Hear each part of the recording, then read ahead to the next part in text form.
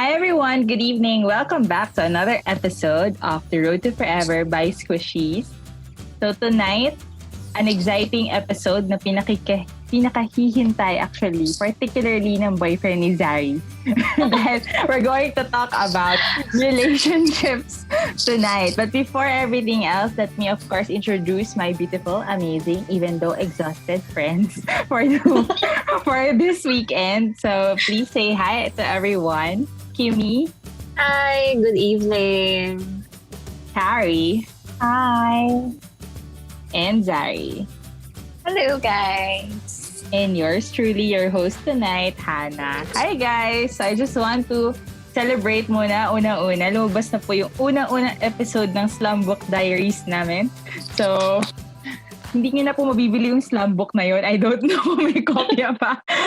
Pero sinasagot namin yung mga questions. And I hope na mas nakikilala nyo kami through those and look forward to more episodes to come. And second, which is another exciting, is that available na po ang podcast namin sa Spotify! Yay! Bakit yun? Basag yung boses.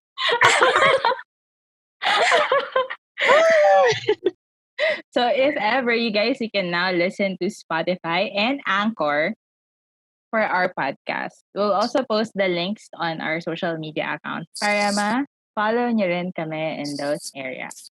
Okay, so going back to our main topic tonight, which is dating in pandemic. We know naman na aware na kayo from our Slumbook Diaries na 3 out of 4 of us are currently in a relationship, but that doesn't mean hindi kami nag-date. Especially, meron din kami experience when it comes to online dating. So, 'di ba, nung nag-start na yung pandemic, one of the things na nalimitahan talaga is social interaction. Kasi nga, mas madali nakakahawa if we get to see other people face to face. And so, one of the things na syempre deemed na non-essential activity is dating. Mm-hmm. And with this, syempre naisang tabi lahat. Yung mga single na naghahanap ng jowa, medyo na-pause lang muna. And then also, yung mga in a relationship, kailangan din natin mag-observe ng mga safety precautions before being able to see each other. Or, for those na nasa long-distance relationship naman, naka-experience sila ng mga flight bans. So, mas naging challenging ang pagkakaroon ng relationship ngayong pandemic. But, because of this, nagkaroon din ng certain increase na na-observe among people who are on the dating scene na paggamit ng online dating app, which is what we will discuss tonight. Ito talaga yung nag-bridge para sa mga singles and in a relationship, yung mga technology na ginagamit like FaceTime or Messenger, Viber, or mga dating app. So, I want to ask the ladies tonight, ang experience nyo when it comes to online dating. So, how did you first get introduced to online dating? And if you have, ano yung mga dating app na nagamit nyo na? I volunteer to be the last. Grabe! I call dibs on the last. Sige, ako na lang. Una kayo yung mga nagka-jowa dahil sa dating app eh. O, hindi ako. Hindi lahat kami. O kaya nga mauna si Zari, di ba? The question is, paano ako na-introduce sa dating app, right? Online dating, yeah. Sa online dating, and ano yung ginamit? And, Kailan ba ako nagsimula? I forget kung kailan ako nag-try. First na nag-try with a dating app. Pero I think it's way back in college. college pa tayo? I'm not sure. Hindi ko alam kung college or basta nung time na nauso yung Tinder. That's the first. That's the first dating app. Validate natin kay Carrie to. Kung totoo. Totoo ba? Ay, that's the first dating app I use, yung Tinder. Kasi yun yung mas kilala at that time. So, I tried lang siya. For fun. At that point, nung gusto kong makita kung At para saan ba siya? And then, nung nag-work na ako, doon ako gumamit naman nung OKC, Cupid. Na introduce naman ako doon because of Hana. Ako pala Kay yun. Hana. Ako yung Kay nag-convince. Hana. Kaya ako gumamit ng OKC. True. Ayun. Pero I didn't use those that much. Parang isang week lang, tapos delete na. So, ayun. Short-lived. Short-lived siya. So, doon ako na-introduce and yun yung mga ginamit kong app. Yun lang. Tinder and OKC lang. Cupid. Tinder. Okay. Ikaw, Carrie. What about you? Carrie. Na-introduce ako kay Hana din actually. Si Hana. Ganon. Twice ako yung first time ko, parang ilang hours lang ako, tapos dinelete ko na siya. And then, yung second ko, yun yung nag-try talaga ako. Yun din, OKC, dahil din kay Hana. Tapos, may na-try akong isa na yung Coffee Meets Bagel, CMB. Yun. So, yung dalawang yun, yung med school siya pareho. Yung na-try ko. Parang hindi ata magandang influence ako. Tapos ako pa nag-host tonight, di ba? Sorry po sa mga nakikinig. Kuha naman yung jowa ko kung ano na iniisip niya ngayon. Talaga yung pasimuno. Okay, ikaw. Para kang nag-recruitment nun. Noel. Para kang nag-recruitment nun. Ay, mag-meeting up na kasi kayo. Oo. Sana kinuha ka na lang nila para sa sales nila sa market. Mag-apply nga ako. So, ako, ayun, similar to Zari, during that time, pero hindi college after na. After we graduated a year or two, probably after graduation, I remember you dared me to download a dating app. Kasi gusto niya ako magka-jowa. Pasimuno talaga ako. Ano pa yun? Simuno talaga kayo. Sabi niya, download ko yung Tinder. O di sige, game naman ako kahit ano. Pero tumagal lang siya ng 3 araw. So yun, short-lived lang din. And then, yun lang. Wala nang iba, wala nang sumunod. I see. Okay, parang this doesn't paint me in a really good light. Ang babae nagpasimuno ng online dating. Ngayon mo ipaliwanag sa barangay. Ipaliwanag ko na po sa mga blank people kung bakit po ako nag-convince sa mga yun. Pero I just realized hindi ako nag-start kasi kung si Zai nag-start ng college pa lang. So, basta Hindi ko sure kung college. Okay. Hindi, nasabi mo na. Pero hindi ko kayo pinush. Yes, ako talaga. Galing-galing ko mag-convince mga taong walang magawa. Ayan. So, paano naman ako na-introduce sa online dating? Maliban po sa binubugaw ko yung mga barkada kong gumamit din ng online dating app. Ako, paano ako na-introduce was because of a workmate from my previous job. May na-meet kasi siya, gano'n. Tapos chika-chika siya. Sabi niya, try mo, ganyan. Kasi ang reputation kasi sa industry ko before, yung my previous work is that pag pumasok ka nang wala kang jowa, hindi ka na magkakajowa. Kasi grabe yung trabaho namin. So actually, I live dun na sa office.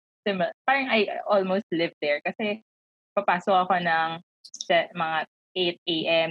hanggang 10 p.m. or 12 midnight. Nandun ako sa dating life I could possibly have. So, sabi ko, sige, I'll try it out.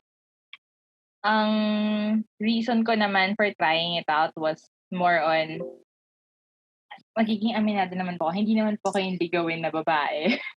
At saka hindi rin naman ako yung parang maraming pinagpipilahan ng mga lalaki para to date out. So parang sabi ko, okay, wala kasi ako, hindi ko alam how I'll interact with another.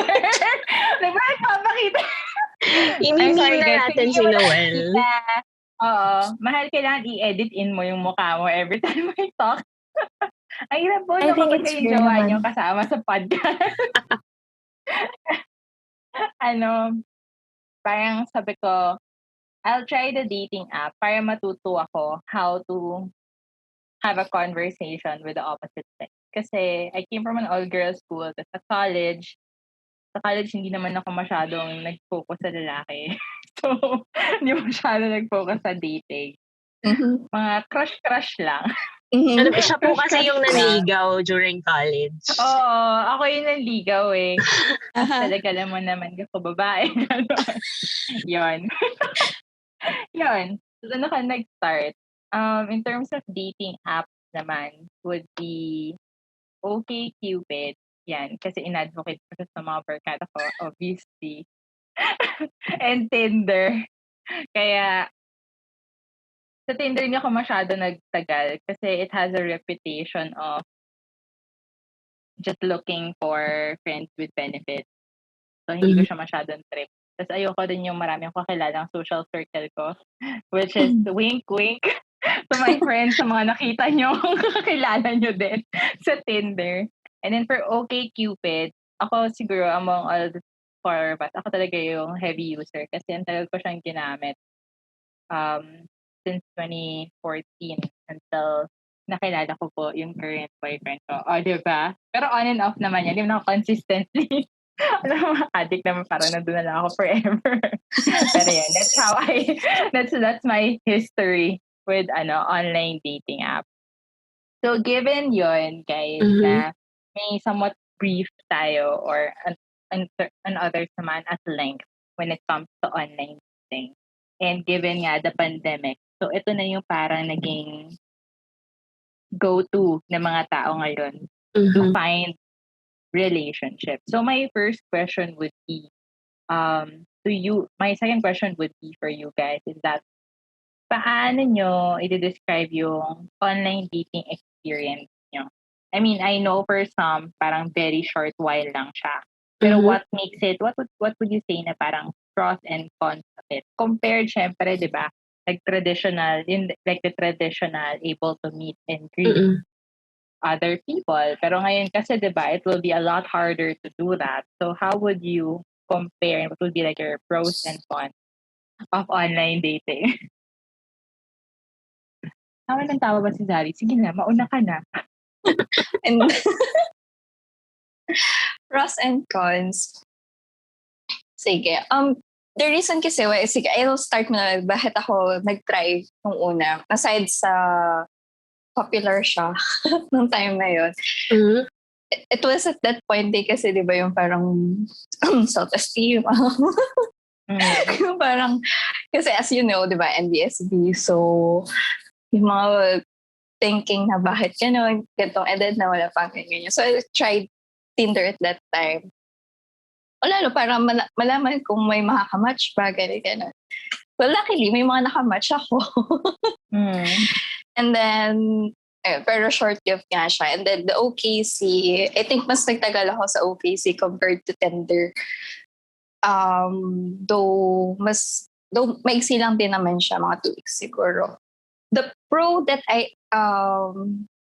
the advantage that I saw nung ginamit ko siya or experience ko yung online dating, or I mean yung Tinder and yung OKC is, aside from being able to talk to the opposite sex, there was a time na mayroon kang makakausap kasi na you can freely exchange ideas talaga na hindi awkward because this person is a stranger and there's this feeling na may nakikilala kang iba outside of your circle.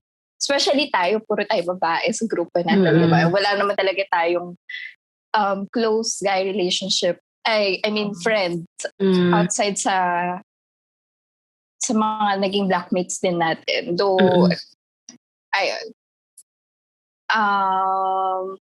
Ano pa ba? Another advantage siguro is kapag wala kang pag-board ka. Pastime. Ginawa pong pastime ni Zari yung online dating. Hindi kasi it's fun to see na may nakamatch ka, di ba? Para kung makita mo, ay nakaka-boost lang ng confidence minsan. Well, if you're having issues with your self-esteem, which is I experienced before, back then. Disadvantage siguro is since they are strangers and hindi naman, kung ikaw yung tipo na very self-conscious pagdating sa pakikipag-meet up. Kasi there are people talaga, di ba, who meet up in person. Eh ako hindi. Parang gusto ko lang makipag-usap to see kung saan siya tutungo. So, siguro yung one cons niya is if you're not really into meeting strangers outside of your mobile phone or outside of the app, I don't think na dun siya para sa'yo. Pero if you would like na to face that fear, or hindi pala siya fear, that sige, fear na lang, walang maisip na ibang term then siguro you can use it. Ayun. So ayun, yun yung naisip ko. Number 1 is boredom. Charot. Bakit sa'yo mag-online dating? Bored ako. Okay. Yun ba yung key takeaway for tonight? Just kidding. Pero kasi di ba, you would like to meet other people din naman. I mean, para lang makausap kayo ng people outside of your circle. Pero kung ibang makausap. Yeah. Another avenue to parang ma-expand mo pa yung social circle mo. Yeah. And a totally different point of view. Which is, I agree. Kasi, well, in my, di ba, parang, hindi lang kasi Filipinos ang makikilala mo sa online dating app. You also have people from other countries. Alam mo, diretsuhin mo na lang. Wala, naubo lang ako. Nasamit lang ako, babe. Ganon. So, laglagan ba tonight? Ganon. Hindi. Huwag ganon. Baliw ka. Baka malaglag niya din ako. Baka may mga pangalan na lumabas dito. Ayun nga, huwag ganon. Baka pagsimulan mo, Zari, tatapusin ko. Quiet ako. Okay. Ayun. Kayo, Unom ka na ng tubig para hindi ka na, para hindi ka na masamid ulit mamaya. Babasahin ko yung notes nung inaaral ko kanina para hindi ako ma-distract ako. De, joke lang. Go, Hannah. Carrie, Kimi, kayo. What's your parang this experience with online? Ako naman, yung first try ko kasi yun yung parang sinabi niya lang sa akin na itry ko lang siya for the sake of trying. Kaya trinay ko lang siya, tapos mga few hours lang. Dinilit ko na rin siya. Boredom, I tell you. Not boredom. Yun yung time lang talaga na itry nyo. So, na-feel ka lang, sige, try natin. There's no harm naman doon. Pero, yeah, meron din kasing, how do you call that? Meron siyang hindi magandang image nung time na yun eh. Which, medyo na-confirm ko. Kahit sa OKC, may mga ganun eh. So, kaya nag-few hours lang ako. Yung second try ko naman, ako kasi personally, hindi ako ma-date na tao. In a sense na kapag may tatanong, hindi ako comfortable para makipag-date talaga. So, usually yung nakaka-date ko is kakilala ka na. So, kapag di ko kilala, hindi ko talaga nabibigyan ng chance. So, nung time na yon, nung second time na trinay ko siya, it was more of, I also wanted to talk with other people outside of med school. Kasi parang nung time na yon, it was so suffocating na gusto ko lang ng breath of fresh air, something na may mapag-uusapan outside of med. So, kaya ko siya naisip. So, yun nga, na-try ko yung OKC and then CMB. Sa CMB kasi, yung mga nakausap ko doon, mostly professionals. Actually, may lawyer, merong chef, may businessman. So, ano talaga siya. And then, to be honest, ano naman talaga siya yung usap na hindi yung maanong bad image na yung na ano sila na friends with benefits, yung hinahanap, ganon. Marami rin naman akong mga nakausap na ganon. But the good thing is meron din akong mga nakausap na okay talaga. As in, usap na yung outside of med na okay yung flow ng conversations, ganon.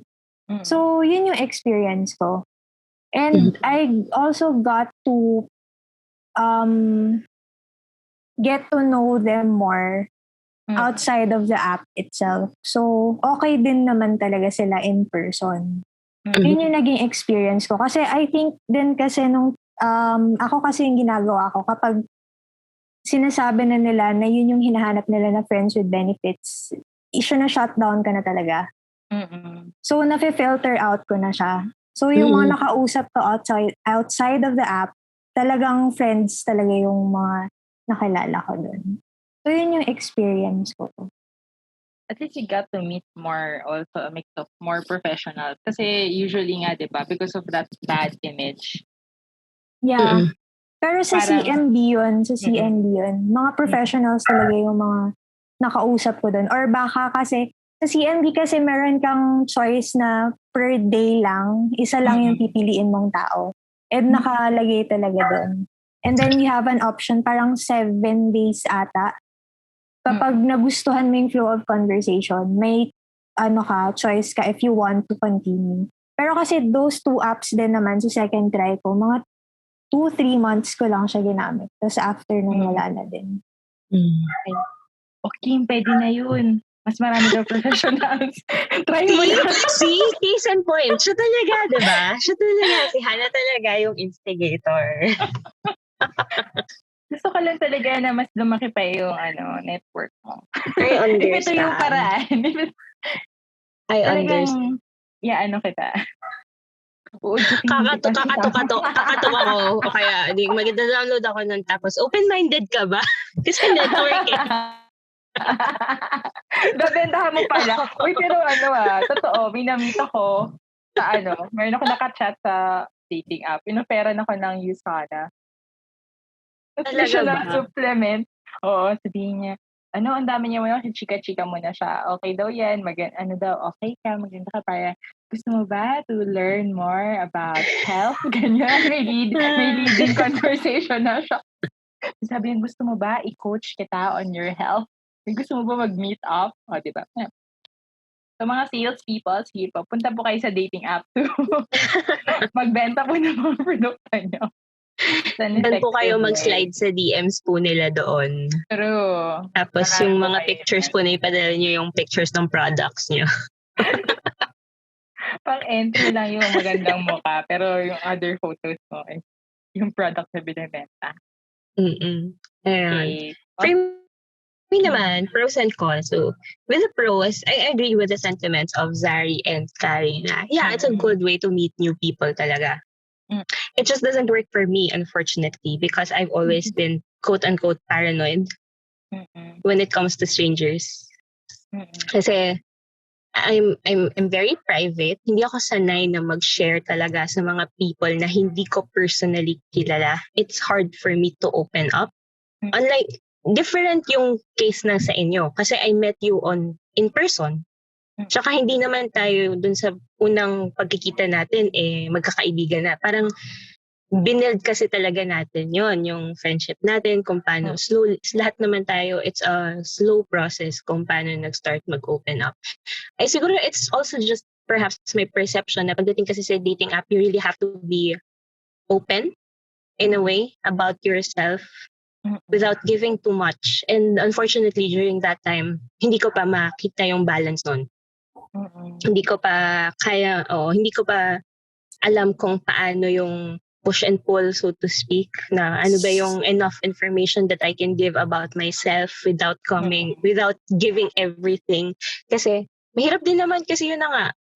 I'm wary about strangers because you don't know where or how they might use the information you give them about you. So, yun na yung con.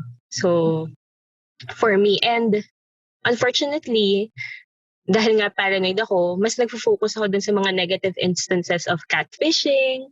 Kasi I feel talamak din yun pagdating sa mga dating apps. Kasi nga, ang daling mag-fabricate ng profile.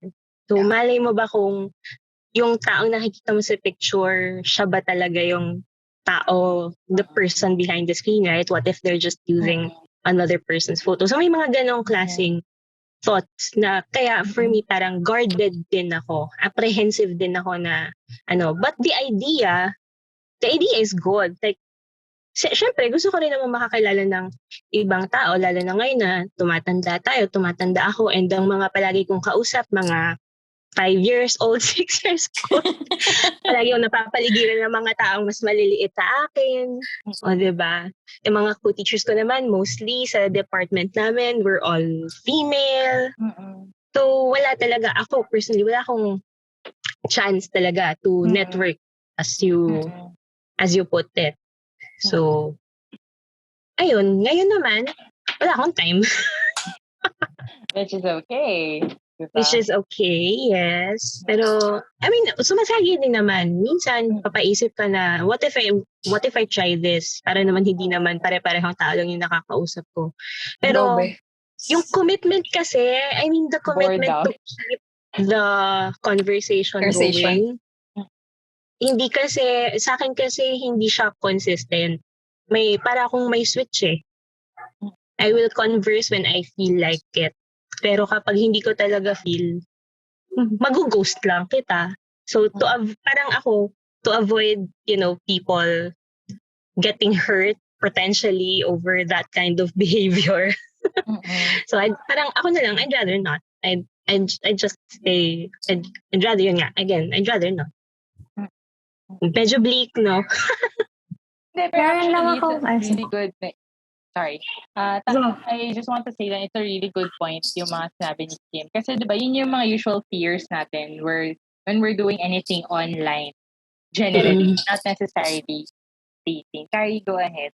And then meron lang akong gustong i-add nung kay Kim. Yung sinabi niyang kasi nga, it's hard talaga. Yun talaga yung condon eh. Mahirap kasing kilatisin yung isang tao pag hindi mo siya nakikita talaga. Kasi mas makikilala mo yung tao kapag in person eh. Yung take ko kasi kung bakit ko siya trinay din dati, it's because, yun nga, nasabi ko hindi ako mahilig makipag-date. I think it's because hindi rin kasi ako comfortable na makipag-converse with a stranger ng harap-harapan. Para kasing it gives you a little bit of comfort kapag online pa lang siya. In a sense na kahit papano, it's not exactly getting to know the person, pero kahit papano, you get a glimpse of kung paano yung taong yun before mo siya makilala talaga in person. Pero yun nga, mahirap din kasing kalatisin sa online. Yeah. I think I also, dun sa part na pag sa online kasi, you get to, diba, converse mo na through text or messages. Yung pressure na, kasi pag nagkita na kayo, like, kaya blind date, not that I have been in a blind date before, but pag dun na kayo, tapos parang awkward na wala kayong pag-usapan. So, ang pangit sa feeling. So, at least yung, when it comes to conversing online pa lang, it's like, binibreak mo na yung ice pakonti-konti para pag nagkita na kayo, you will have a better flow of conversation versus na nangangapaan kayo because technically wala pa kayong napag-usapan, especially if hindi kayo common friend na nag-start. So in my case naman, when it comes to my experience sa online dating, is that since among the four of us, ako yung pinakamatagal na nag-online date. And most of eto na, kasi nilaglag ako ng boyfriend ko nung last episode, diba? May mga unofficial account din. Hindi, okay lang naman sa akin. Hindi ko matitago yung dating history ko. But it's more of, may mga, like everybody else, is like, I also appreciate about the app na I get to meet people outside of my social circle. So I have kasi people see me have a very intimidating personality. I have a strong personality. And I've accomplished some things in life quite early. So when they start to meet me and nakikilala na nila ako, parang nai-intimidate na sila. Tapos, hindi naman ako balingkinita, hindi naman ako sexy, ganyan. So medyo, okay, voluptuous yung term ko for how I look. So parang I've always had this perception of the men around me, that they don't see me as someone potentially a romantic partner. And what the dating app gave me is an opportunity to meet people na who doesn't know my background, who will not judge me because I have accomplished a certain thing in my life. And nakikita nila, na binibase nila yung how they look at me on how I approach them or talk to them. Kasi parang some people sabihin nila masyado kang smart for this person or masyado kang basta maraming sinasabi na technically at the end of the day, di ba dapat i-judge mo kung how compatible or how we would be as relationship partner. So, kaya most of who I dated at that time through the app was more on foreigners talaga. I didn't get to date Filipinos except po sa current boyfriend. Nag-date ako ng Filipinos pero offline, not online. And aksidente lang naman yun. Huwag na po natin alalahanin yung mga dati. Drop na po sila. Pero yun, so yun yung parang for me was one of the pros. Second naman is that I get to be able to understand more what kind of conversations that I like.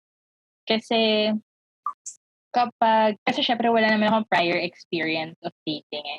The dating app gave me an opportunity na parang mapag-aralan ko siya. Yun naman kung educational setting yung dating app. Public speaking.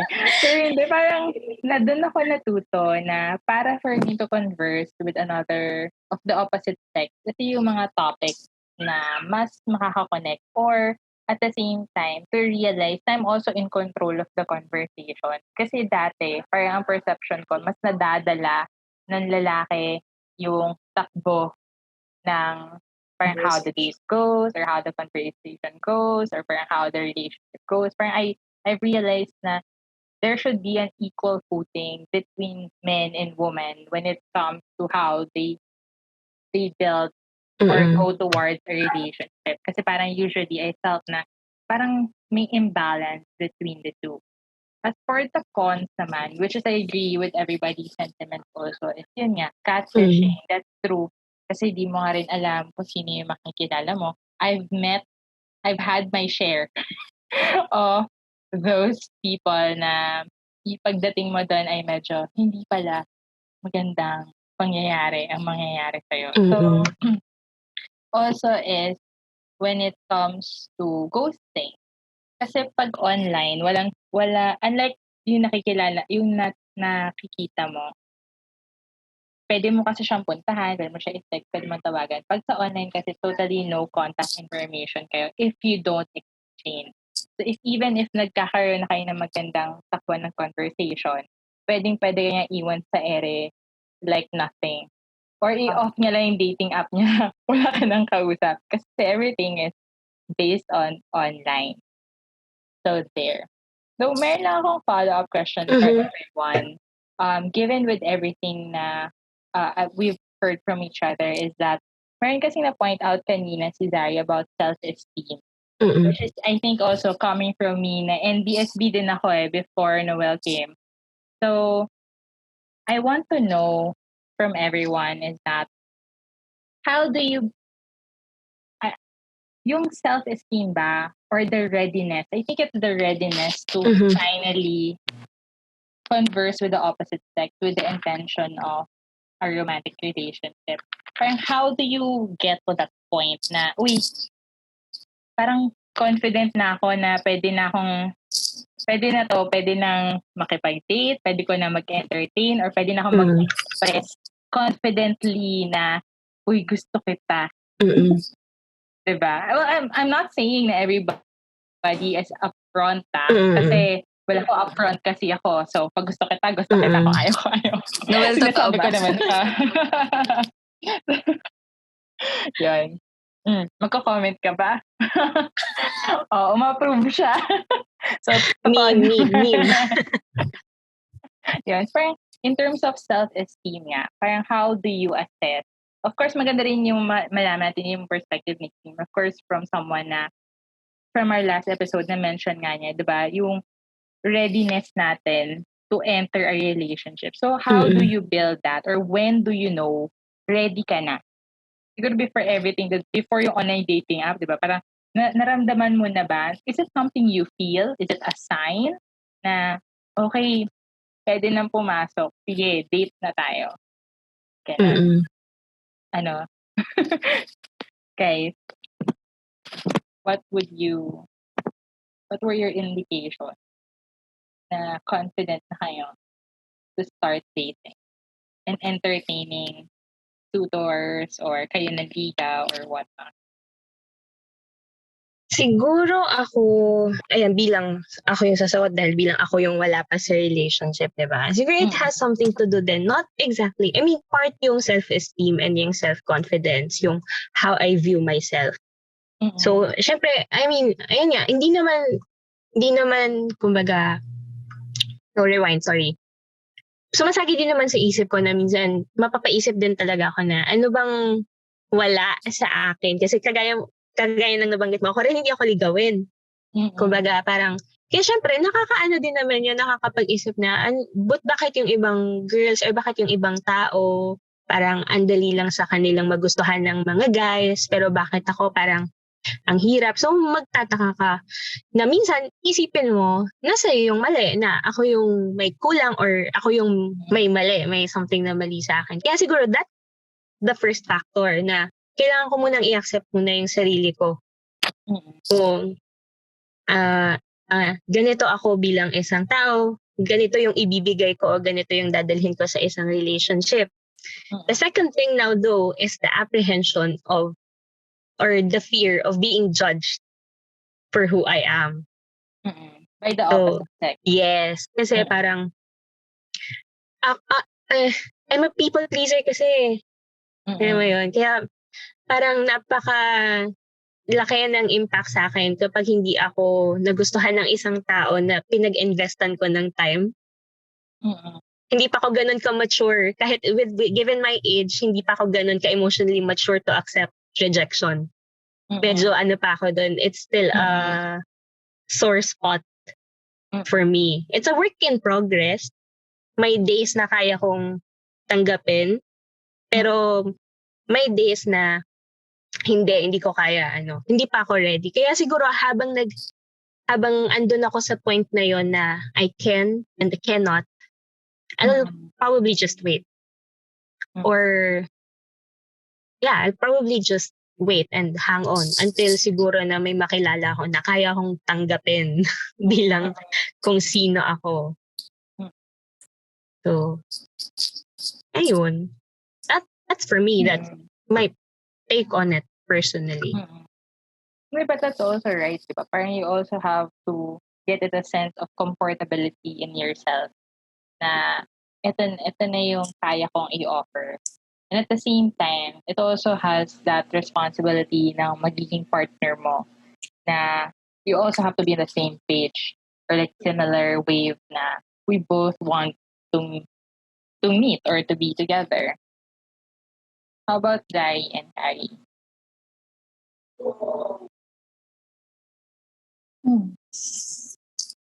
Wala, si Zari head first lang yan. Pumasok lang siya. Gusto mo ko i-date? Sige! Paano ba? Nung nag-start kasi ako using the online app, actually, andun ako sa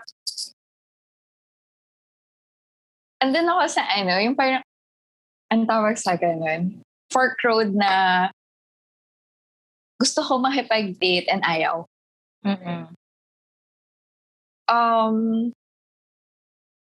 Like I mentioned a while ago, diba, the reason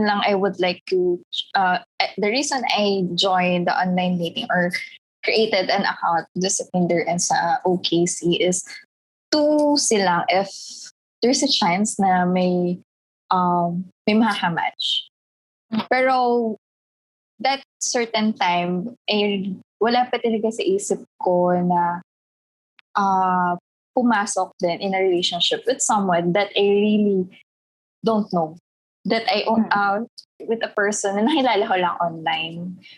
Siguro I wasn't brave enough or I don't have the courage to meet talaga a stranger. Takot din ako kasi, di ba, tulad ng minimension natin kanina, we don't know kung yung pinipresent nila online is just an alter personality na gusto lang nila i-present compared to who they really are in person. So, there's an apprehension then to date someone. So, ang naging purpose lang talaga ng mga dating apps sa akin that time is trying to boost lang the confidence. Talaga. To know na, hindi nakamatch. But did it help you? Did it actually boost your confidence? Somehow, yes. Parang, ganda ka pa din. Hindi kasi overthinker si Zari eh. Ako kasi overthinker. And pinoproject ko na kumbaga inuunahan ko na kahit alam mong hindi naman, kumbaga parang, kumbaga pwede siyang mangyari the other way, inuunahan ko na, parang sinasabotage ko na yung sarili ko. Kaya hindi talaga siya, kaya parang for me, during that time, kahit ngayon, may konting parts pa din na gano'n, na apprehensive. Pero that's good. Good for Zari. Ding, ding, ding, ding, ding. Nandito pa rin yan, yung ganyan. Nandun pa rin yun. Pero just, yeah, go ahead, Zari. And well, to add lang din kasi, when I was, ginagamit ko na yung dating app, yung Tinder, yung OKC, I realized, na-realize kasi sa sarili ko na I don't want na pagsimula siya through a mobile app. Gusto ko parang maging natural siya ng someone I met talaga physically. So, and mas nakikita ko talaga, there's a chance na magkikita kami without the fear na ito ba talaga itong taong ito? Base sa pinapakita niya online. Sabi na. Carrie, how about you? Ako, I think personally, it's about accepting na you'll get hurt along the way. Yun yung dun eh. Kasi in every relationship, you have to accept that you'll get hurt. Pain will always be accompanied with any relationship, especially pagdating sa love relationships. So I think when you've accepted na, or rather, pag inano man na, are you ready for the pain? Yun yung question eh. If you're ready to get hurt along the way, yun yung parang indication mo na ready ka na to step into a relationship. Kasi kailangan lagi mo yung iniisip eh. Na hindi naman kasi yan definitive na kapag pumasok ka dyan, yun na yun hanggang sa huli. Kasi there's always going to be, yun nga yung sinasabi ni Kim na pwedeng it goes sideways. So dapat handa kang masaktan. So I think yun yung sa akin. Yung accept mo na siya. Yung being ready na kapag pumasok ako dito, masasaktan ako. Pero sabi nga, di ba, when it comes to relationship, it's like you're giving the person a knife. Or like yung right to hurt you. Kasi bibigay mo yung puso mo, di ba, to someone, and then sila nahahawak dun eh. So, pag in-squeeze nila, syempre masasaktan ka, di ba? So, you could actually... Go ahead. I think it's not the term na may right sila to hurt you. It's more of they have just the opportunity to power. hurt you. Kasi I don't think na kapag sinabi mong you go into a relationship, may right na siya nasaktan ka. Kasi parang ang pangit pakinggan na pwede mo akong saktan or sige okay lang saktan mo ako. It's more of may opportunity talaga sila na saktan ka. It's more of you just gave him the chance talaga. How about when it comes naman? Ay, hindi na nag-share. Mas in-enjoy ko mag-host. Nag-moderate na lang ako. Malabas yung dati kong trabaho. Ano ba yan? And then, for me also, when it comes to readiness to date, actually ako, when it comes to self-esteem, I don't actually have that self-esteem. Yung confidence ko when it comes to dating was built over time. And tama rin si Carrie, it's actually learning from so much pain. Syempre, hindi ko naman, I remember this guy na I was seeing before na sabi niya, one day, kasi siya we didn't end well. So parang sabi niya sa akin, one day I'll thank him for the pain. Sabi niya. Tapos, anyway, lately, nagkaroon kami ng chance to talk again. Sabi ko, hanggang ngayon, hindi pa rin ako thankful sa pain. Parang hindi ko makita yung point. Sabi ko, yes, I did learn a lesson, but I'm not thankful for the pain because you could have given it in such a way na you wouldn't have to hurt someone para lang matuto sila. So parang hindi ko siya masyado makonect. But at the same way na other people also, it's like, yung pain talaga is what makes you stronger and learn better. Kasi may term ako narinig kanina sa Red Table Talk. Kasi it's like, they call it gems na yung mga learnings mo, they are like your gems na binabaon mo for your next journey. And ito yung magiging source of strength mo kasi you would know better on how to deal with your future partnership or relationship kasi it's a trial and error. Wala namang straight formula on how to date someone or be a good partner to someone. I mean, nagbasa-basa na rin ako before ng mga books na how to be a good girlfriend or ano bang kailangan kong gawin para maging supportive partner. But there is no exact formula na it will work every time and you will have the best relationship every time. So, yun. I think it's more on learning. Another thing na I also want to ask, kasi we've all been saying nga, diba, na online dating kasi, you don't really know if the person you're going to be talking to or meeting is genuine or honest or sila ba talaga. And I believe yun din yung isa sa mga nire-raise na concern ng mga tao nag-online dating ngayon na parang, totoo ba talaga to? Or baka naman string along lang ako ng tao to. How would you maybe give indication na paano nila malalaman na ano kaya ang pwede nilang gawin para mas malaman nila itong taong to, I could get to know this person more or this person is actually more genuine than the others that I've been talking to. Yun. What would you say? Ano kaya ang possible things na the person you're talking to can do for you para ma-assure ka na totoong tao sila? And at the same time, you as well, for anong way for you to experience them to the person you're talking to na genuine ka din na tao. That's tough.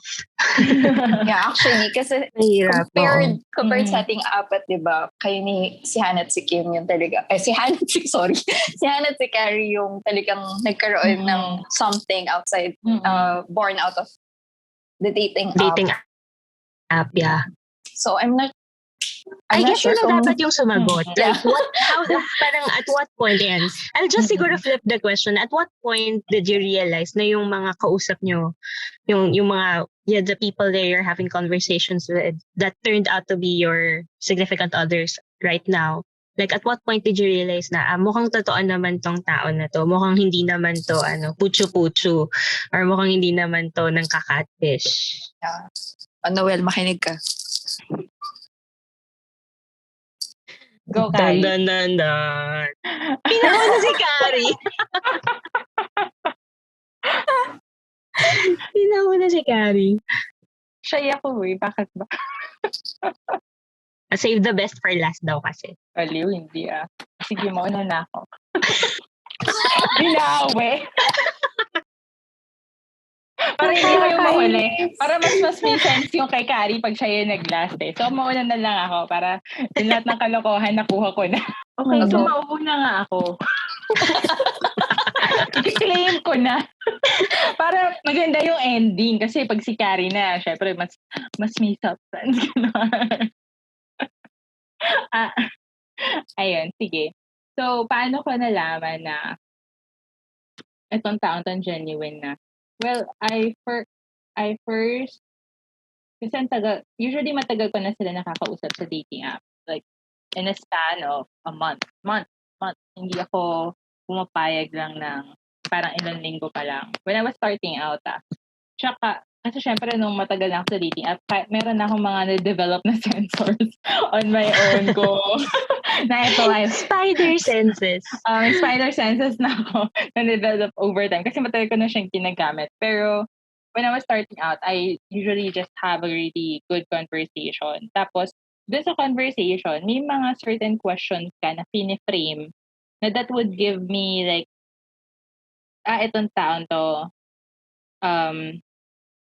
consistent siyang sumagot.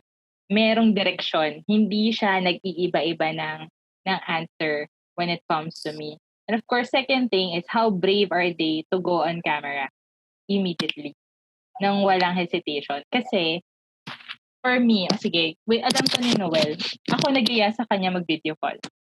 Right off the bat. Like, sabi, yeah. Yeah. Wala ka talagang choice pagdating kay Hannah. It's do it or else. Yeah. I'm kasi nga strong yung personality ko, di ba? Hindi, kasi for me, it's like, at that time, when you develop na a certain sense of what you want on the partner that you're looking for, and you ask questions pertaining na to what you want to know and what you want to have. So, at that time kasi, I knew I wanted to start seeing someone, but I also knew na I needed someone na medyo sigurado na sila na nasa same page kami, na pareho kami naghahanap ng someone na i-date with commitment sana. Though nabiktima na ako na maraming gray areas and no commitment. Pero, yun yung second for me is the video call. Kapag naging hesitant ka to go on a call with me na face-to-face, and kasi doon pala makikita mo, magkamukha ba sila sa picture? Hindi sila magkamukha. Sinasabi mo nila yung totoo. Ang akin lang kasi, this is my personality. I'm not saying everybody's like me.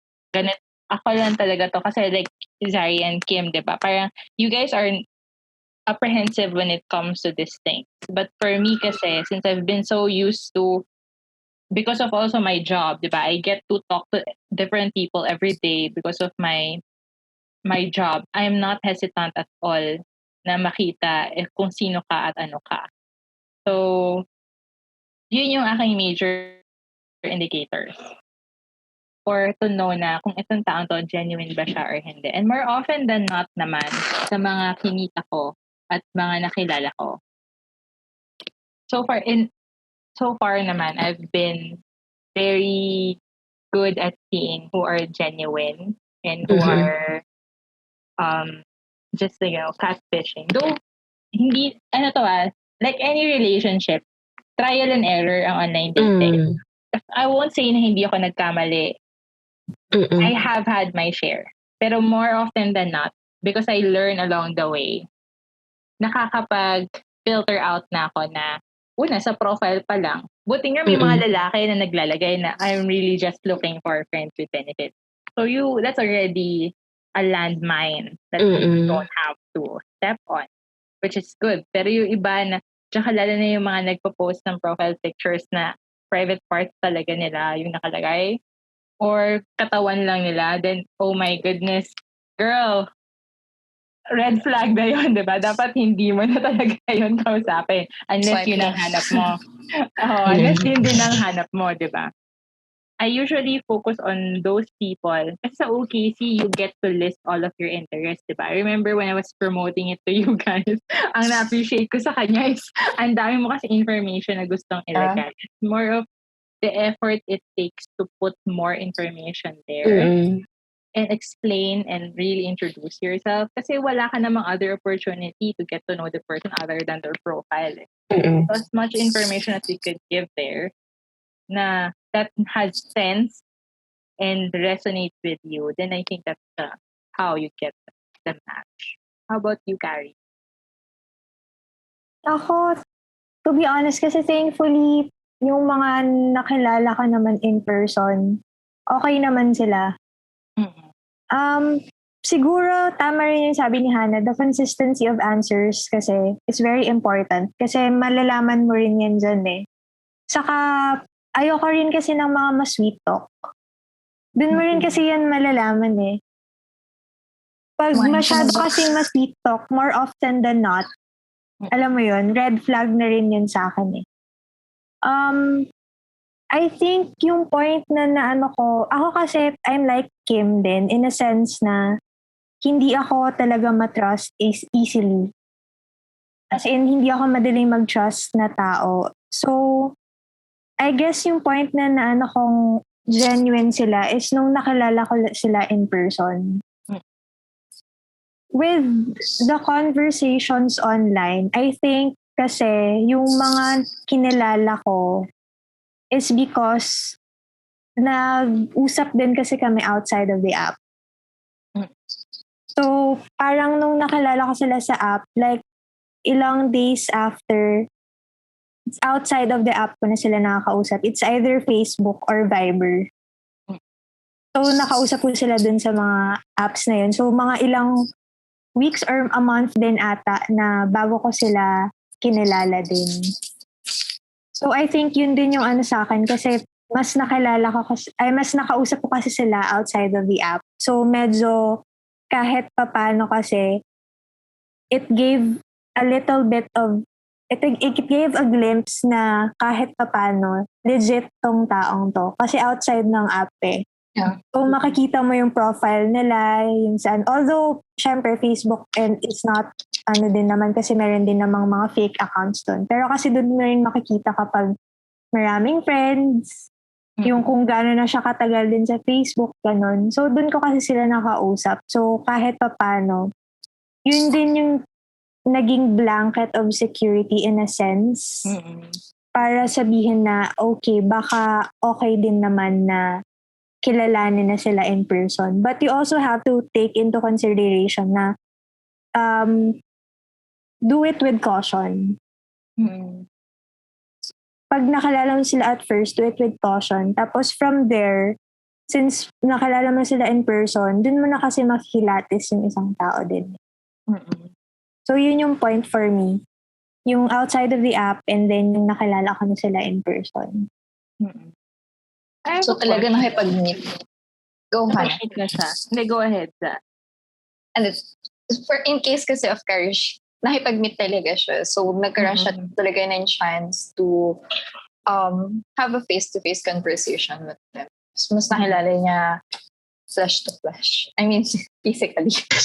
Pero yun nga, yung nakilala ko kasi kausap ko sila outside of the app. Yung mga within the app, hindi ko wala akong kanilala din sa mga yun. Yung mga outside of the app ko na continuous na kausap. I think same din naman on my case. Kasi hindi rin ako continuously dun lang sa app. Kasi yun yung key eh. Kailangan talaga lumabas kayo sa app to be able to have a conversation. So mostly in my case, since foreigners yung sa akin, I have Skype, WhatsApp. I didn't have much on Messenger and Facebook. More of mga ganon sa akin. And kasi kay Carrie, ang good thing is nandito sila locally eh. Ako kasi I have time difference, countries apart. So, nilagay ko kasi talaga na ayoko ng foreigners. Ako kasi I welcome everyone. International. But given all of this, no, kasi there are also advantages of meeting talaga better than dating app and online dating. Kaso kasi the pandemic now put an indefinite stop to it for us to have that ability to get to know other people.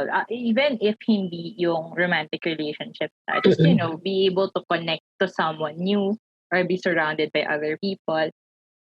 Ang gusto ko lang din to ask you guys is, given this with pandemic, would you suggest other people to still go on and date or get to know people? Or parang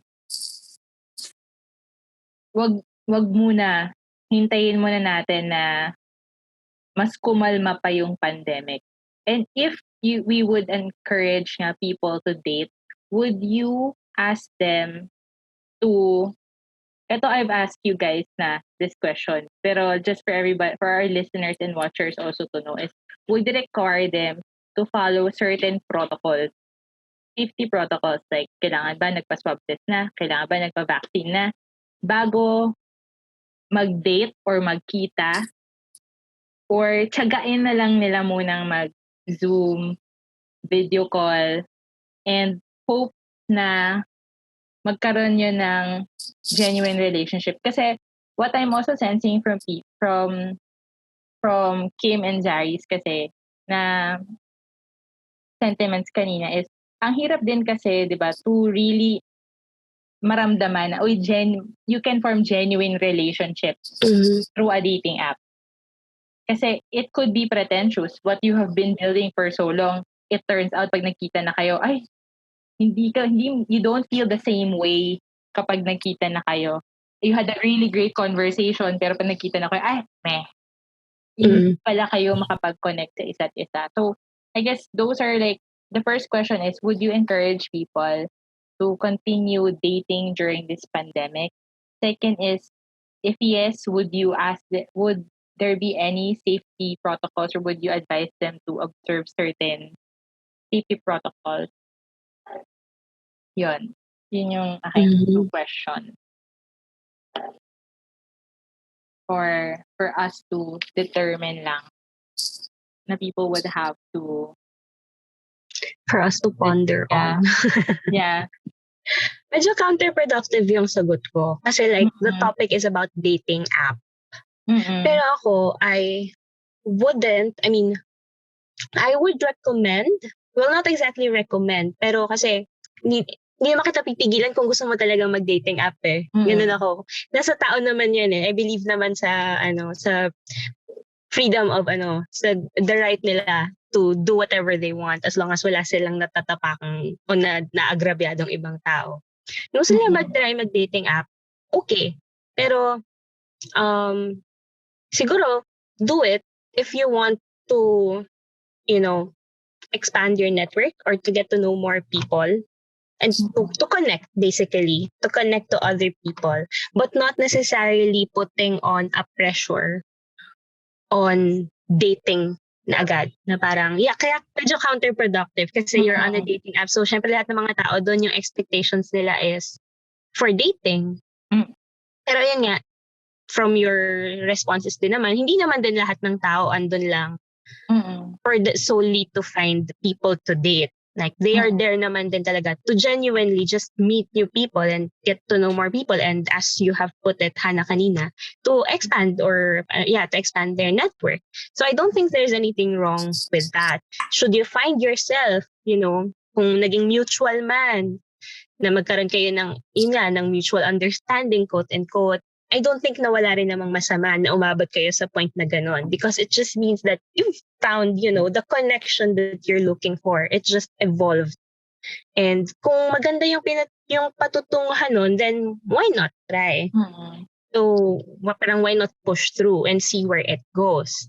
As for meeting naman, kung magde-decide man na mag-meet personally just to, test the waters and see. Kasi nga, tama din naman yun. I agree with your point na may ganun talaga na ang ganda-ganda pag online yung conversation, you jive really well, nag-flow, walang dead air. Pero pagdating sa personalan na parang, you take a step back, parang mapapaisip ka na parang this is not the same person I was talking to. Na wala palang, yung romantic na tinatawag na spark, parang ganon.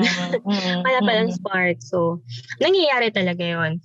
But I guess, yun nga, given the situation right now, I would suggest naman na try to, observe pa rin talaga the protocols. Wala namang masama kung mag-meet outside. Diba, yun naman din yung sinasabi. Hindi naman bawal lumabas. Basta mag-ingat lang. And to do that, to keep yourself and other people safe, the least you can do is follow the minimum health protocols. So, ako, whether vaccinated or hindi, I right now, hindi pa naman ako ganun ka-concerned as long as parehong nakamask. And huwag tatanggalin. Kasi syempre, safety first pa rin tayo. Especially nowadays. That's my take on it. Yeah. Zari, how about you? For if gusto nilang i-pursue, like what Anakim said, Kasi I don't want to be someone na maging push, go i-push na yan. It's basically up to them if they want to pursue a relationship during this whole pandemic through the dating app. It's their own free will naman kasi. But of course, at the same time, they have to ask them by their self. Kasi we don't know how long this pandemic will last.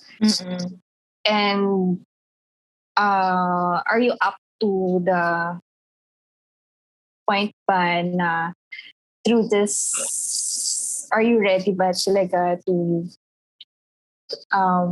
meet someone? I mean, yung readiness, yung sinasabi natin nga kanina, the readiness to date talaga. Baka naman nabuboard lang or ganyan. So it's up to them if they would like to pursue. And of course, if they see that they would like to go through with the dating, they have to take it nga with caution, sabi nga ni Kari kanina, because we also don't know din naman the other person on the other side of the mobile app or the dating app. Regarding sa safetyness, well, right now kasi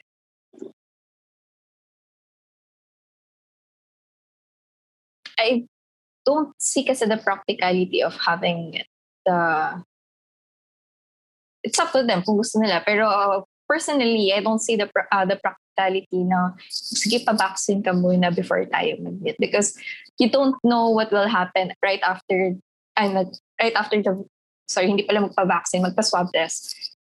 Right after magpa-swab, you don't know kung saan siya pupunta after that before kayo mag-meet. So, what's the point then? But, yun nga, safety first pa din if you're going to meet. Like what Anakim said, na facial face mask, just the basic protocols. And, syempre,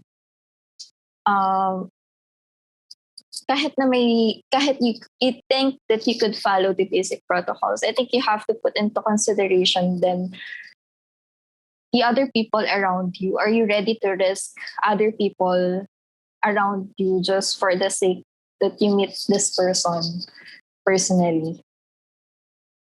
So, ayun lang yung take regarding to safety when it comes to the dating this pandemic. Yun na siguro yung bagong deal breaker ngayon, no? Kung susunod ka sa health protocols o hindi. Pero totoo, sa state, parang bago sila makipagkita ngayon, parang sabihin nila, before, it's already part of the conversation you're having with the person you're gonna see, is that how are you dealing with the pandemic? Parang it's part of the conversation. Para you get an indication if they're being responsible. Kasi if they're being responsible, that's a really good trait, di ba? Pag itong tao to, as a partner, it's a good possibility na itong tao to will take you seriously and not lightly. Tsaka yung iba din, mga may political side is also another conversation people are having when it comes to dating. Ito is just research from the US, na parang they want you to take a stand. It's not necessarily Democrat ka or Republican, or in the Philippines, you're pro ganito or anti ganito. It's more of, dapat meron ka ng opinion at saka may hindi man kailangan pinaglalaban Pinaninindigan that's the term. Kasi marami ng gray areas ngayon. So parang, you need to know what kind of person or human you are. Kasi inhumane na nga rin yung nangyayari sa paligid natin. So, you have to be a better person. Indication na nakikita through the online conversation. How about person you, of principles? True. Ikaw, Kari? Ako kasi based on experience, generally, mag-online dating man siya or dating na in person, meron at merong instances na maloloko ka talaga. So, I think it's more of, are you ready, or do you have the courage, are you brave enough to let someone in your life in that point of time. Kasi kahit naman hindi mo nakilala online dating, may chance pa rin na maloloko ka eh. Hindi mo pa rin naman talaga masasabi na yan yung taong yun. So it's more of, do you have the courage? Tama yung sinabi ni Zari na it's about comfortability din. Kasi kailangan comfortable ka kung gusto mo talaga mag-online dating. Hindi mo dapat siya i-take just because nape-pressure ka sa ibang tao na tinatry nila yan kasi yung trend. So baka naman, dyan kasi nila nahanap yung kasama nila na yun. So dyan ko rin mahanap. It's not about that. It's more of, okay ba sa'yo? Magiging comfortable ka ba to take on that journey, to take on that path? Kasi nga, it's about having the courage to really open yourself up. Not entirely, for now, syempre, but a part of you. And gaya ng sabi ko kanina, if you're ready to get hurt along the way, and kung kahit papano, you think of it as worth it ba yun to take on a chance on it? So kung it's up to you naman if you want to do online dating. Kung regarding meetups naman, ako kasi personally, as much as possible, it's a no. Kasi, yun nga, marami pa rin kasing cases, it's not safe. Regardless of kung anong age mo, hindi ka pa rin talaga safe. But, syempre, hindi ko naman sasabihin na dapat, alam mo yun, if tama yung sinabi ni Zari na you also have to consider the people around you. Kung marami kang kasama sa bahay, you have to take that into consideration na hindi ka basta-basta to go on a date na ganun-ganun lang. Kasi what if, sige sabihin natin na asymptomatic ka, but you bring it home eh. So, pwedeng mahawaan mo yung mga taong nasa bahay. So, you have to take that into consideration. Pero kung siguro gugustuhin nyo, yes, you also have to stick to the health protocols. But regarding yung sa tanong na if you have to swab test or vaccine, regardless of kung ano man yung, kung nagpa-swab test ka man or kung nagpa-vaccine ka na, always stick to the health protocols. Yun yung mas importante doon. Kasi the swab test per se, hindi siya 100%. Yes, sabihin natin mga 95% siya na sensitive, but it doesn't entirely rule out that you don't have the virus. Kasi it takes about mga 4 days and above na magiging effective yung swab test mo from the date of exposure. So, hindi naman siya basta-basta na porket tinake mo today tas nag-negative ka. Hindi naman ibig sabihin na negative ka na talaga. Kasi what if na-expose ka yesterday lang? So, hindi talaga siya magpe-present sa swab test mo. So, kasi ang nagiging sense kasi niyan sa tao is kapag nag-swab test sila tas negative na, merong false safety na sinasabi nila security. Na parang okay na, tanggal na tayo ng mask, okay na, tabi-tabi na ganun. Which is, hindi naman dapat na you let your guard down. Kasi yun nga, it doesn't rule out the virus per se. So, dapat maging cautious ka pa rin na you have to stick to the health protocols. Not only for your own safety, but also for the people around you. So, yun yung kailangan mo i-take into consideration. Pero actually, yeah. Actually, naubusan ako ng sasabihin. Nasabi na nila lahat. Diba? Wala na masabihin. Okay na yun. But I actually also agree with everyone. When it comes to online dating during this pandemic, it's a personal choice. Yes, nabugaw ko yung mga friends ko to do online dating. Pero here's the thing yes, inintroduce ko sila. Yes, yes. Well, si Kim lang naman talaga yung pinipilit ko forever. Yung dalawa wala ako masyadong, bahala na sila. Never for me kasi it's more on, the reason why I wanted them to do it is just to widen their network. It's up to them if they want to do it. Kasi I trust my friend to know na if what I'm saying and what I'm doing is good for them or bad for them. Mm-mm. So, kung ginawa nila yun, okay. If di nila ginawa, okay lang din. So, it also goes to you guys na if you want to do it, go ahead. Pero practice caution. Sabi nga ni Karen. Kasi, hindi lahat talaga ng taong nasa dating app is genuine and totoo talaga when it comes to how they present themselves. At the same time, wag ka rin naman maging super overly cautious na ikaw na rin yung, kasi may sinabi si Tim kanina, yung self-sabotaging. Hindi lang yun true when it comes to online dating. It's also true when you're dating naturally. Kasi minsan, before mo pa makilala yung tao, ang dami mo ng preconceived notion na ganito siya, kasi ganito yung itsura niya, or baka ganito yung pamilya, or whatever. Sometimes we're judging people too hastily na we forget na to get to know them first, deeply, before we give such judgment. Kasi remember, you're two strangers who don't know each other entirely. And it takes time and effort to get to that sense of comfortability nga na sinasabi ni Zari, for you to actually trust the person na, okay, etong taon to, sige, I can possibly see myself going out with this other person. When it comes naman to the safety protocol when you're dating, I wouldn't also say na wag mo siyang gawin, or I mean, dapat basic yung minimum requirement we should be observing. But when it comes to swab test, vaccine, it's a personal choice also. Na it all boils down kung gaano mo nakatrust yung tao. Diba syempre, since you're gonna do the dating app or you're meeting the person outside, you should have established a level of trust and understanding that this person is being responsible. Because if they are not, then that is already a red flag for you. So, kung like ako, in my case, like me and my boyfriend, we have decided na hindi kami makikita until na-vaccine na kami or we bumaba yung numbers ng COVID. But that's our personal choice. So, it's your choice din naman if you're gonna do that or continue seeing each other. When it comes also naman din na, can you actually have genuine, true relationship?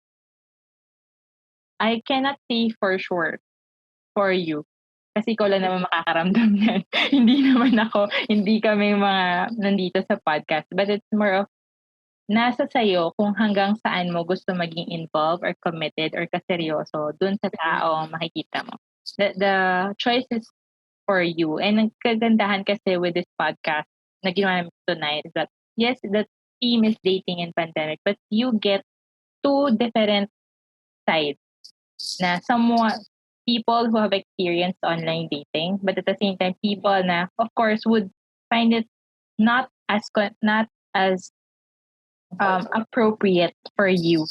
Kasi it boils down to ano yung mas swak sa'yo when it comes to how you want to meet your partner and how you would like to relate with your partner. And of course, syempre, it would be interesting to find out ano nga ba ang male perspective. So just be a quick one before namin i-wrap up to. Ito na guys, opportunity itong i-grill si Noel. na, just to have a male perspective when it comes to online dating. So we're gonna ask our sound engineer, Noel, to come in. Sound engineer, to my boyfriend, to give some male point of view or insight pagdating sa online dating. So I guess yung tanong ni Kim, kanino ba Kim may gusto ka itanong kay Noel? Like, siguro ano yung motivation niya to join a dating app? I guess for a guy, well, in my case kasi, napilitan ako ng kapatid ko, no, to try a dating app because I've been single for way too long. So, nasabi niya, subukan mo lang, Tinder, try it out. Pero I was not really satisfied with the way Tinder works kasi alam naman natin kung anong lumalabas sa Tinder. Yung reputation niya. Yung reputation niya, and at the same time, tama, yeah, the reputation. I heard reputation, I'm sorry. So, what I did is I looked for other apps and dun ko nga nakita yung OKC. So, dun ko na nakilala si Hana. Doon kami nagkakilala. Doon kami nagkakilala.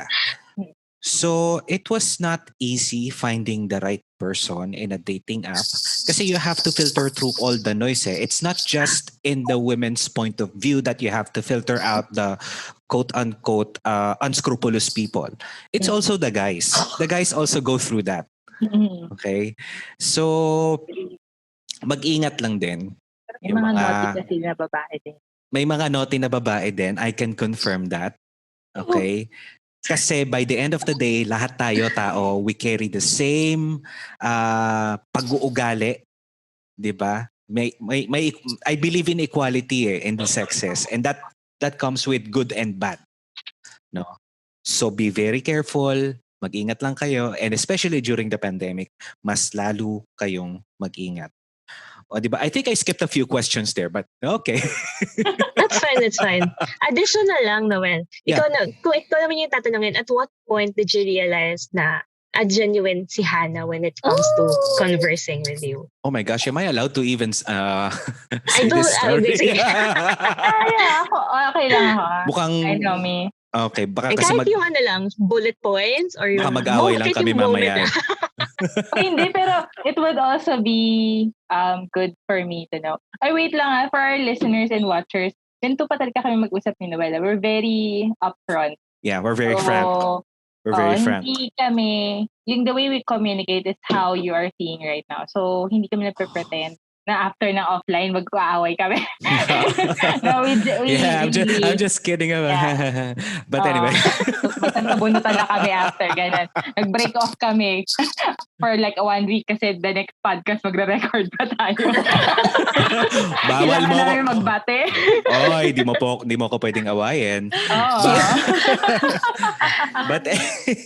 But anyway, bakit ang hirap magkwento kasi di ko alam kung ano yung dapat ko ikwento tsaka ano yung hindi. Kung ano lang okay lang. Yung question lang from him, diba? It's like, how do you know na genuine na ako? Like, before meeting me. Kasi diba, before we met, okay, the way we met is very unconventional. It was like, spur of the moment type. Pero how did you know as a male na ay itong taon to, this is a true person, honest siya. I mean, hindi lang for everybody, hindi lang po kayo kinita ni Noel sa dating app. Grabe kayo. Baka naman, i-romanticize nyo yung pagkikita. But it's not that. So Okay. How did you sense that, man? To answer your question, ako kasi naniniwala ako sa kailangan makita mo talaga yung tao. Kahit nag-online dating ka. The proof is in the pudding, ika nga. But then again, yung sinabi rin ni Hannah kanina na nag-video call siya agad, that also helped That also helped. Kasi nakita ko din talaga na yun talaga yung itsura niya. It's not just the photos. Malay ko ba kung 2 weeks old, 3 weeks old, 5 years old na yung pictures na yun. Diba? Nakatulong yun. So, I guess I would have Hannah to thank for influencing yung mga nararamdaman ko towards her. Okay. In a way, masasabi rin natin na si Hannah ang nanligaw sa akin. Kawain niya yun. Yeah. Pero I guess it also echoes how we handle the relationship kasi talagang it's a partnership. Diba? How it started is how it's going on right now. And that's what I appreciate sa nangyari sa amin. That's good. Thank you, Noel, for entertaining my queries. Okay. Kayo, may gusto ba kayo intro? I-hot seat niyo na yung male, the own soul male ng podcast. Okay, salamat Hannah sa dami ng ikakat ko sa podcast na ito. Okay lang. Thank you for coming on. All right. You're welcome. Thanks, man. Okay. O, diba? Meron kaming surprise male perspective. I agree with Noel. I really like his point na whether a woman or whether from a female perspective or male perspective, meron pa rin talaga. Kumbaga, our experiences with regards to these kinds of things, hindi rin naman talaga nagkakalayo. I think it's a balance of seeing na pareho lang, for example, when it comes to online dating, it's pareho tayo may apprehension. Pareho tayo may fear. Pareho din tayo may fear of rejection. Meron din tayong baka niloloko lang din ako. Kasi hindi naman ako nagbalikan nyo at mag-pretend na lalaki sa dating app para malaman to. But I think it's more also how the sexes view each other, offline or online dating. Na we are actually all feeling the same thing, but we're just in different levels. So it's more of just understanding and respect with each other, which is what everybody has also been saying. So that also means na mayroon ba kayong mga last few words to our listeners when it comes to dating in pandemic, or would you guys like to add or advices or tips for that? May i-add lang ako dun sa sinabi ni Kim sa ni Noel.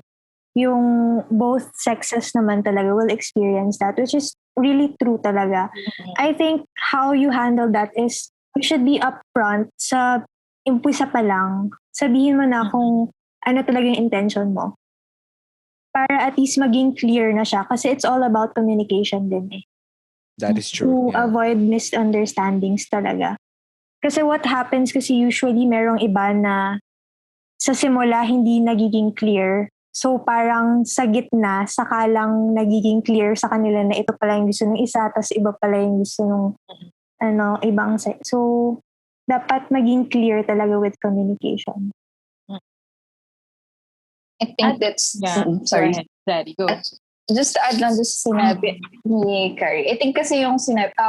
I think that strongly applies talaga even lalo na sa dating app. Kasi you're going to spend some time on an app talking to people na you thought you're in the same page, pero in the long run, kaliwa pala siya, ako kanan. So, don't wait siguro, don't wait for the other person to be the one na, don't wait for the person na huwag mo siyang hintayin kung ano ba kung paligoy-ligoy siya sa intention niya. Be upfront. Ikaw na sa sarili mo yung maglatag sa inyong dalawa, mag-communicate sa inyong dalawa na I'm here for a serious relationship, or kung hindi man, just be upfront with it. That's right. Ikaw, Tina, ka pang i-add? More about safety. This is just, don't forget to be cautious lang. Na-practice pa rin. Practice personal safety. Just keep it in mind. Dating app naman is not it's not a perfect meet you.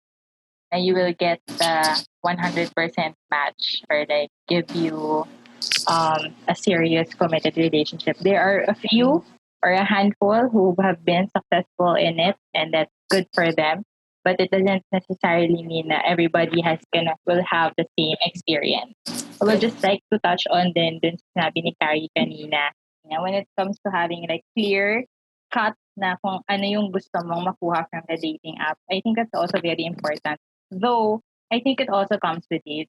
Kasi ako, when I was 23 or 22, when I entered the dating app, I couldn't really tell anyone ano ba talagang hinahanap ko. I knew I wanted to get to know the opposite sex more, but I didn't know when to draw the line. And I think the boundaries come with experience and with maturity. Kasi nung na-meet ko si Noel, I have gone through several other dates na before ko nasabi kay Noel na, hey, or actually kahit si Noel before he came to me and told me na, okay, hindi ako nandito para naglalaro lang. Hindi ako nandito para, alam mo yun, after itong parang it's like a brief fling. It comes with time. Hindi siya parang decided ka na. Kasi everybody has a very different pace when it comes to growth on what you're looking for a certain relationship. Diba? Parang we've talked about nga during our last podcast about timelines, diba? Or yung pacing mo. It all comes with your own pace and your own growth and based on your experiences. So there.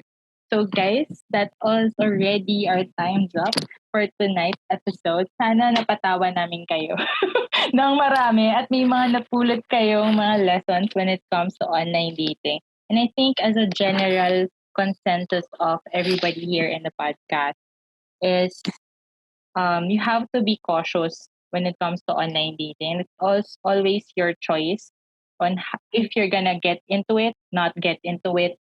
Basta ngayon talaga yung oras na sobrang kailangan natin maging careful sa isa't isa, especially with how the pandemic is going, not just in the Philippines, but also across other countries. So just stay safe, observe the safety protocols, and date as you wish, not as what we wish on this podcast. So Date because you're bored.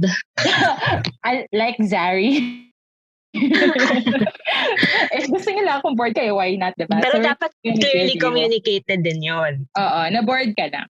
Bored ako. Naganap lang ako dahil bored ako.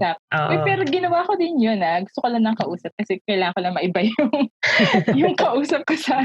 And that's good kasi binigyan mo na sila ng kumaga ng consent. They can consent na to whether they want to go with your flow or not. Yeah. Noel, may gusto ka bang i-add? Ikaw yata gusto yung narinig ko sa'yo kanina, ha? Alin? So gumagamit ka pala ng online dating while we're dating? Hindi Hindi. No, I'm kidding. Kasi we've for context guys, we've discussed it kasi before with Hannah na, maybe we should go on online dating, just meet other people. Yun lang yung not necessarily go into another relationship. So, it came into conversation. We're both civil about it. Don't worry. Oh my God, magkakaroon na maraming out of context dun sa scenario na yun. True. Kakat mo yun, lagot ka. Yes, I will. It was a landmine. But anyway, yeah. Ayun. And it's your choice. Sabi ko nga sa inyo, very open kami when it comes to conversation ni Noel. But I think that's also important to anybody who's in the dating, who is planning to date, is how open you are with your partner. So, we will end our podcast here tonight. So, sana nga, di ba, as mentioned kanina, meron kayong napulot, even if it's two different views, at least you get to see what would be beneficial for you when it comes to online dating, or what would be something you have to be cautious of when you're online dating. So, we would like to thank everyone for listening and watching this podcast. And here is yours truly again, Hannah, for the host tonight, and saying good night and goodbye, Anna Kim. Bye. Good night, guys. Thank you for listening. Don't forget to like and subscribe. Harry. Bye, guys. Good night. Stay safe. Zari. Bye, everyone. See you on our next podcast. Noel. Bye.